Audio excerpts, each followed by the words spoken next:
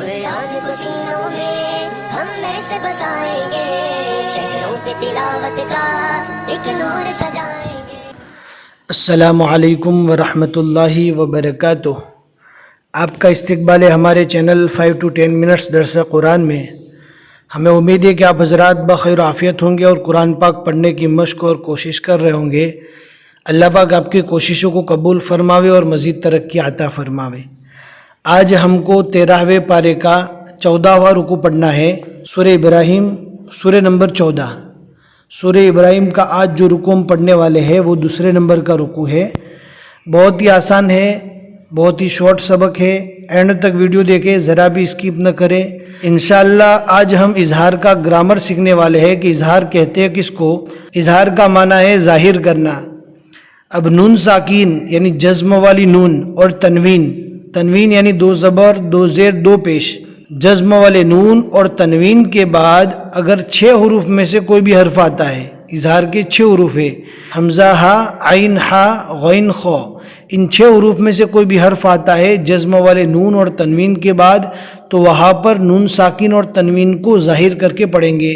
اس کے بارے میں ہم نے گرامر ایکسٹرا پارٹ میں سکھا دیا ہے۔ ایک ہی پارٹ میں ہم نے 4 گرامر سکھائے، اظہار، اخفاء، اقلاب اور ادغام۔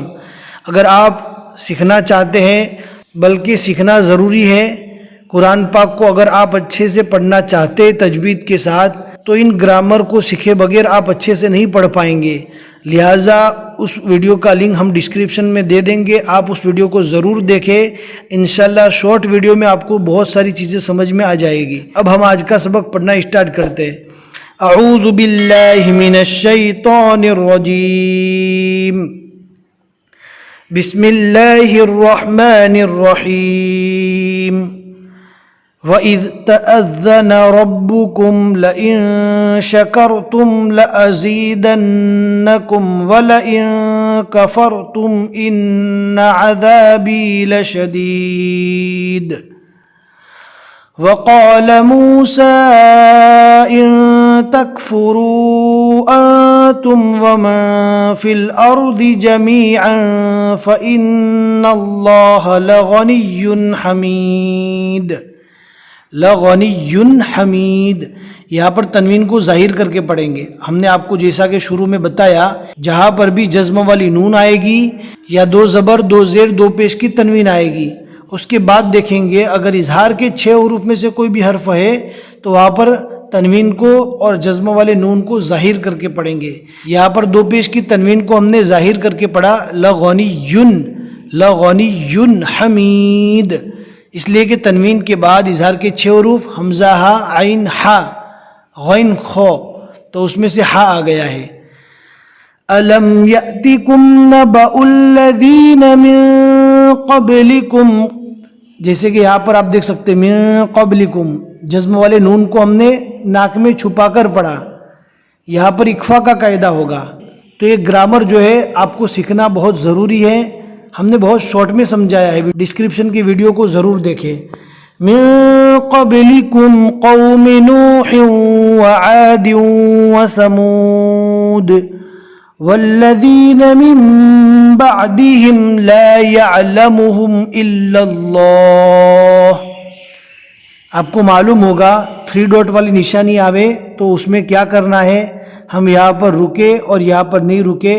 ہم پہلے والے سبق میں بھی بتا چکے ہیں، اگر آپ نے پہلے والے سبق نہیں پڑھے تو ضرور پڑھ لیجئے اور اسٹیپ بائی اسٹیپ پڑھے تاکہ کوئی چیز آپ کی نہ چھوٹے، اور کومنٹ میں ضرور بتائے کہ ایک جگہ پر ہم رکے اور ایک جگہ پر کیوں نہیں رکے۔ جاءتهم رسلهم بالبينات فردوا أيديهم في أفواههم وقالوا إنا كفرنا بما أرسلتم به وإنا لفي شك مما تدعوننا إليه مريب۔ قالت رسلهم أفي الله شك فاطر السماوات والأرض يدعوكم ليغفر لكم من ذنوبكم ويؤخركم إلى أجل مسمى. دو زبر کو رکنے کی حالت میں الف مدہ بنا دینا ہے، مسمى. اگر حقیقت میں دیکھنے جاوے تو یہاں پر الف مدہ نہیں بنے گا بلکہ کھڑا زبر بنے گا. یہ والی یا جہاں پر بھی آئے گی اور اگر وہ خالی یا ہے اور اس کے پہلے والے حرف پر زبر ہے یا دو زبر ہے، جیسا کہ یہاں پر دو زبر ہے، اور کچھ حروف ایسے بھی آتے ہیں جہاں پر زبر ہو، تو رکنے کی حالت میں یہاں پر کھڑا زبر دے دینا ہے، مسمى. لیکن وائس دونوں کی ایک جیسی رہتی ہے، چاہے آپ الف مدہ پڑھیں یا کھڑا زبر پڑھیں. لیکن حقیقت میں جہاں پر یہ یا معروف آئے گی اس کے پہلے والے حرف پر زبر آئے گا یا دو زبر آئے گا، تو رکنے کی حالت میں یہاں پر کھڑا زبر دیں گے، مسمى. ہم نے دو زبر کو رکنے کی حالت میں الف مدہ بنانے کو اس لیے بولا کہ ہم نے آپ کو اس سے پہلے گرامر سکھایا ہے، دو زبر کو الف مدہ بنا دیں گے، تو یہاں پر آپ کی آسانی کے لیے باقی دونوں کی وائس ایک ہی ہے، مسمى. قالوا ان انتم الا بشر مثلنا تريدون ان تصدونا عما كان يعبد آباؤنا فأتونا بسلطان مبين. قالت لهم رسلهم إن نحن إلا بشر مثلكم ولكن الله يمن على من يشاء من عباده. آپ دیکھ سکتے یہاں پر جزم والے نون کے بعد اظہار کے 6 حروف میں سے عین آ گیا، حمزہ ہا، عین ہا. ان حروف کو اچھے سے یاد کرنا ضروری ہے. اگر آپ نے اظہار کے 6 حروف کو یاد کر لیا تو یہ پورا گرامر آپ کو سمجھنا آسان ہو جائے گا. حمزہ ہا، عین ہا، غین خو، اس میں سے عین آیا ہے، لہٰذا یہاں پر جزم والے نون کو جو ہے ظاہر کر کے پڑھیں گے، من عبادی. وما كان لنا أن نأتيكم بسلطان إلا بإذن الله وعلى الله فليتوكل المؤمنون. وما لنا ألا نتوكل على الله وقد هدانا سبلنا وَلَنَصْبِرَنَّ عَلَى مَا آذَيْتُمُونَا وَعَلَى اللَّهِ فَلْيَتَوَكَّلِ الْمُتَوَكِّلُونَ. صدق اللہ العظیم. الحمدللہ 13ویں پارے کے 14 رکوع یہاں تک مکمل ہو چکے.